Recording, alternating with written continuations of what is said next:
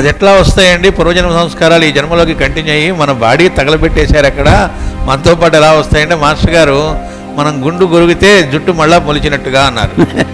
అంటే ఆ క్రాఫ్ మళ్ళీ అదే మోడల్లో వస్తుందిట. అంతకుముందు వాడి క్రాఫ్ ఏ మోడల్లో ఉందో, ఎక్కడ రింగులు ఉన్నాయో, ఎక్కడ ఇలా ఉందో ఎగ్జాక్ట్ వస్తుందిట. ఎవరు చెప్పారు? ఆ పెరుగుతున్న వెంట్రుకలకి ఏమన్నా ఫోటో తీసి చూపెట్టి ఇదిగో ఆ మోడల్లో నాది ఎదుర్కొంది, ఇప్పుడు కూడా నువ్వు అలాగేరా అని చెప్పారా?